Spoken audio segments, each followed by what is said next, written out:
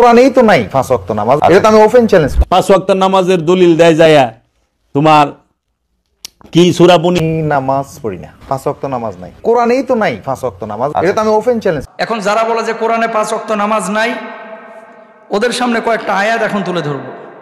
এবং আপনাদের মধ্যে অনেকে হয়তো বা কনফিউশনে আছেন যে কোরআনে যেখানে 5 ওয়াক্ত নামাজের কথা বলা নাই, সেখানে আমরা 5 ওয়াক্ত নামাজ কেন পড়ি? হাদিসের মধ্যে আসছে কিন্তু কোরআনে নাই কেন? মিথ্যে কথা, কোরআনেও আছে। কোরআনের কোন জায়গায় আছে ও খুঁজে পাওয়ার মতো মাথা আর চোখ আল্লাহ আপনারা দেয় নাই। কারণ কোরআন তো পড়েন না, খালি কোরআনটারে রমজান মাস আসলে চুমাচুমি করিয়া তারপর আস্তে করে উপরে উঠায় রাখেন। কিছু বদমাশ এরকম বাইর হয়েছে যারা বলতেছে নামাজ 2 ওয়াক্ত। এতদিন পরে যদি এই সমস্ত কথা বলে আপনি কি মানবেন? মানবেন? নিশ্চিত রূপে এই সমস্ত মানুষগুলো মানুষের মধ্যে বিভ্রান্তি তৈরি করছে, ঠিক কিনা? এদের বিচার করা দরকার আছে না নাই? বাংলাদেশের আইন শৃঙ্খলা বাহিনী যারা আছেন, আপনার এলাকায় 2-1টা এরকম থাকলে এগুলোকে আদর্শ করে গিয়ে থানায় দিয়ে আসবেন। রাজি আছেন না ইনশাল্লাহ? 5 ওয়াক্ত নামাজের দলিল দেয় যায়া তোমার কি সূরা বনী ইসরাইলের 78 নম্বর আয়াত। এই সূরা বনী ইসরাইল মাক্কি সূরা। মহানবী যখন এই সূরা যখন নাজিল হয়েছে তখন সালাতই আহে নাই, অথচ এই সূরার আয়াত দিয়ে সালাতের দলিল দিতে আছে। মহানবী সালাত মোল্লারা ওহাবিরা কয় না নবী আমাদের মতো মানুষ, নাউজুবিল্লাহি মিন যালিক। আরে মহানবী তো মেরাজে যায় নামাজ আনে, আর মৌলবী নামাজ পড়িয়া মেরাজে যাইবু। আসসালাতু মেরাজুল মুমিনিন, সালাত হচ্ছে মুমিনের জন্য মেরাজ। এর জন্য আমাদের মধ্যে সালাত নিয়ে মতভেদ না আমার সাথে, কারো সাথে। যে 5 ওয়াক্ত পরে পড়ুক, আমার কাছে কথা হলো কোরআনকে অস্বীকার করবা কেন? কোরআনকে অস্বীকার করে তোমরা হাদিসকে দাঁড় করাইছো কেন? কোরআনকে অস্বীকার করে আজগবি শরীফ দাঁড় করাইলা কেন? আমার কাছে কথা হইলো এইটা। তুমি 5 ওয়াক্ত পড়ো, ভালো, 5 ওয়াক্ত নামাজ পড়ে তো কেউ খারাপ হয় নাই, আমি তো পাই নাই, করো। কিন্তু কোরআনে দায়মি সালাতের কথা স্বীকার করো কেন? সোজা বলে দায়মি সালাত বলতে কোনো সালাত নেই। কেরা কইছে? 5 ওয়াক্ত নামাজের কথা সারা কোরআনের এক জায়গায় নাই, আছে দায়মি সালাতের কথা। আমাদের ইখতিলাফ দ্বিমত নামাজ নিয়া না, দ্বিমত হইল ওয়াক্তি আর দায়মি লইয়া। আমাদের মতবিরোধ, আমাদের বিরোধ কি? ওয়াক্তি আর দায়মি। কেউ কইতেছে 5 ওয়াক্ত নামাজই মূল নামাজ, অন্য কোনো নামাজ নাই। আর যারা সুফিবাদী লাইনে, ফকিরি লাইনে অনেকে না বুঝা কয় মারফতি নামাজ। মারফতি নামাজ বলতে কোনো নামাজ নাই। কোরআনে আছে দায়মি সালাত, হাদিসে আছে ওয়াক্তি সালাত।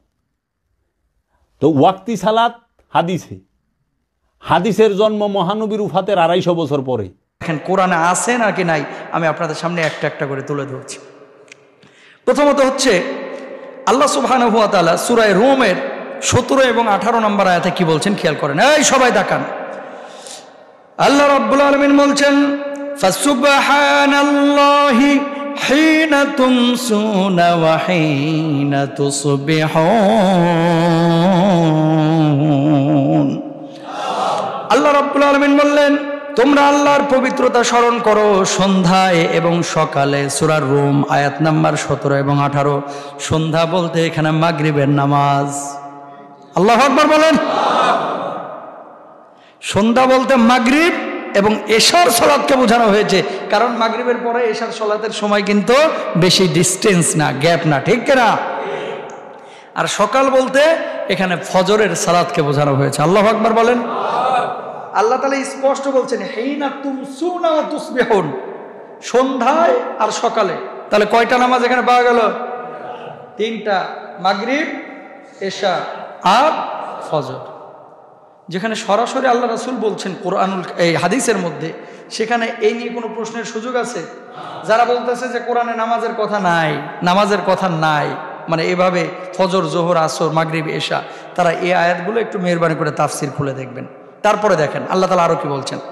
সূরা হুদ আয়াত নাম্বার 114 আল্লাহ তাআলা বলছেন, ওয়া আকিমিস সালাতা তরফাইন নাহারা ওয়া যুলাফাম মিনাল লাইল।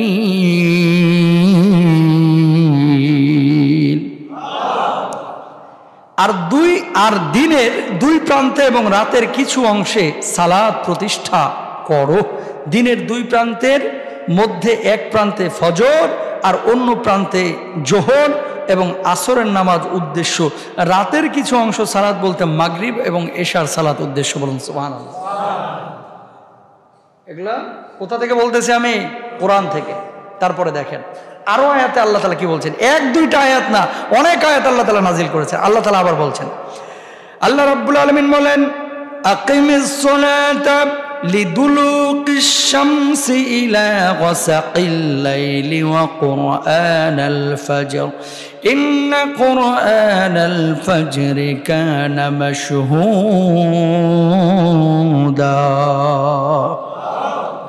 সূর্য ঢলে পড়ার সময় থেকে রাত্রির অন্ধকার পর্যন্ত নামাজ কায়েম করুন এবং ফজরের কোরআন পাঠও করুন। নিশ্চয় ফজরের কোরআন পাঠ মুখোমুখি হয়। সূর্য ঢলে পড়ার পর হলো জোহরের সালাত, আর রাত্রির অন্ধকারে নেমে আসার পর মাগরিব ও ইশার সালাত। আর ফজরের সালাতের কথা তো স্পষ্টই আল্লাহ সুবহানাহু ওয়া তাআলা বলে দিয়েছেন, কোরআন আল ফজর। ফজর, ফজর মানে কি? ফজরের নামাজ। সুবহানাল্লাহ বলেন, আছে না নাই? আচ্ছা, তারপর আল্লাহ তাআলা আরো একটা আয়াতে বলতেছেন, এখন যেটা বললাম সূরা বনী ইসরাঈলের 78 নম্বর আয়াত। এরপর আসেন সূরা তাহা আয়াত নম্বর 130। আল্লাহ রাব্বুল আলামিন বলছেন, আপনার পালনকর্তার প্রশংসা, পবিত্রতা ও মহিমা ঘোষণা করুন সূর্যোদয়ের পূর্বে, সূর্যাস্তের পূর্বে, এবং পবিত্রতা ও মহিমা ঘোষণা করুন রাত্রির কিছু অংশ ও দিবা ভাগে। সূরা তাহা আয়াত নম্বর 130। দেখেন, সূর্যোদয়ের পূর্বে ফজরের সালাত, সূর্যাস্তের পরে আসর, সূর্যাস্তের পূর্বে আসরের সালাত, রাত্রির কিছু অংশ মাগরিব ও ইশার সালাত, দিবা ভাগে জোহরের সালাত। এরপরেও যদি কোনো বদমাশ বলে যে কোরআনে 5 ওয়াক্ত নামাজের কথা নাই, তাহলে ওরা দলিল না, ঝাড়ের বাঁশ কেটে নিয়ে এসে আর দলিল দিবেন। 5 ওয়াক্ত নামাজের কথা লিখা নাই কোরআনে প্রমাণে, মারফতের নামাজের বেদ কয়জনে জানে? সাল্লাল্লাহু আলাইহি সাল্লামের জীবনের সবচেয়ে বড়, মেরাজের পুরো সফরের মধ্যে সবচেয়ে বড় ঘটনা কোনটা ঘটেছে?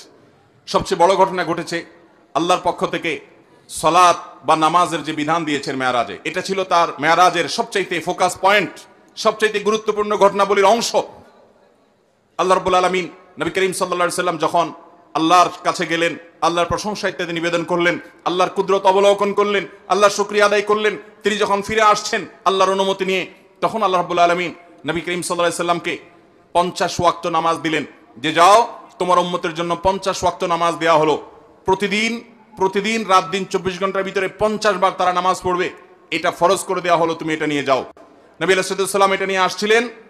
প্রতিমধ্যে তার সাথে ষষ্ঠ আকাশে মুসা আলাইহিস, পঞ্চম আকাশে মুসা আলাইহিস সালামের সাথে সাক্ষাৎ।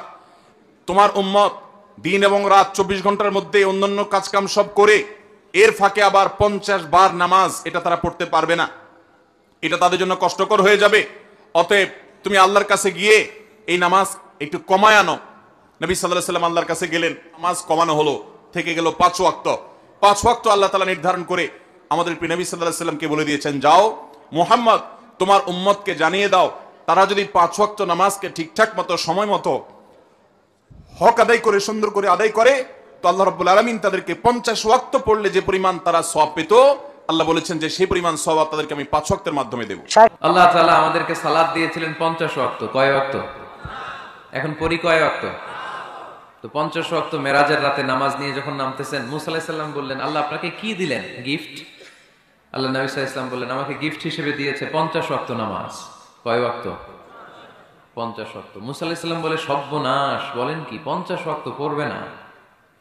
আমি তো আপনার আগে দুনিয়াতে নবী হিসেবে এসেছিলাম, আমার ফিল্ড ওয়ার্কের এক্সপেরিয়েন্স আছে, উম্মত চড়াইয়া খাইছি তো আমি জানি পড়বে না। আপনি যে দেখেন কমায় আনা যায় কিনা। আল্লাহ 5 ওয়াক্ত কমায়া 45 ওয়াক্ত দিলেন। আবার নেমে আসলেন কত? 45। মুসা আলাইহিস সালাম বলে, আবার যান, আবার পড়বে না, কমায় আনেন, ভালো হবে গেলেন। 9 বারে 5 নং 45 ওয়াক্ত কমায় দিয়া রাখলেন কয় ওয়াক্ত? 5 ওয়াক্ত নিয়ে আল্লাহর হাবিব ফিরে আসতেছেন। মুসা আলাইহিস সালাম বললেন, কি অবস্থা, কয় রাকাত, কয় ওয়াক্ত? আল্লাহর হাবিব বললেন, এবার দিছে 5 ওয়াক্ত। মুসা আলাইহিস সালাম বললেন, এটাও পড়বে না। সহিহ বুখারীতে এই কথাটাই এসেছে, আস্তাহি মির রাব্বি, আমার এবার লজ্জা লাগে যেতে, শরম বলেও তো একটা কথা আছে। 5 ওয়াক্ত সালাতের কথা 5 ওয়াক্ত উল্লেখ করে পবিত্র কোরআনে কোথাও নাই। আল্লাহ সুবহানাহু ওয়া তাআলা বলে গেছেন, আকিমুস সালাহ ওয়া আতুজ যাকাত, আকিমুস সালাহ ওয়া আতুজ যাকাত। তো একজন মুসলমান যে মারা যাবে তার মৃত্যুর পর তার কাফন দাফন কবর জানাজা কিভাবে হবে এই বিষয়ে কোরআনে কোথাও কিছু বলা নাই। আশ্চর্য হবে, কিছুই বলা নাই। এখন আপনি যদি বলেন যে আমি শুধু কোরআন মানি আর কিছু মানি না, তাহলে আপনার কাফন কেমনে হবে, আপনার দাফন কেমনে হবে, আপনার জানাজা কেমনে হবে, আপনার গোসল কেমনে হবে, আপনার কবর কেমনে হবে? তাহলে কি আপনাকে এখন হিন্দুদের মতো জ্বালিয়ে দেওয়া হবে, না জানাজা কাফন দাফন ছাড়াই মাটিতে পুঁতে দেওয়া হবে? আর ব্যাখ্যা কি দিবেন? কথা মনে হয় বুঝাতে পারিনি আমি। এইগুলোর বিস্তারিত বর্ণনা কোথায় আছে? একটা বিরাট অংশ, সামান্য হুকুম আহকাম তো বাদ দিলাম, একটা পূর্ণ বিরাট অংশ, মৃত্যু থেকে নিয়ে মাটিতে দাফন করা পর্যন্ত বিরাট অংশের বিস্তারিত কোনো বর্ণনা পবিত্র কোরআনে নাই, হাদিসে আছে। তাহলে একটা ধর্ম তো কোশ্চেন কালো এরকম অচল অথর্ব বেকার ধর্ম হতে পারে না যে ধর্মে মরলে কি করা হবে তা বলা নাই। কথা বুঝতে পারেন? তাহলে অবশ্যই হাদিস এই ধর্মের অংশ, অবশ্যই হাদিস এই দ্বীনের অংশ। যদি হাদিস এই দ্বীনের অংশ না হতো তাহলে একটা মানুষ মরলে কি হবে তার কথা তো কোরআনে নেই। আপনি যদি বলেন শুধু কোরআনই ইসলাম, শুধু কোরআনই দ্বীন, তাহলে তো এটাই দিনের জন্য হাস্যকর হয়ে যেত, এই দিনের জন্য অপমানজনক হয়ে যেত। যেই দিনে বলা নাই মরলে কি করতে হবে।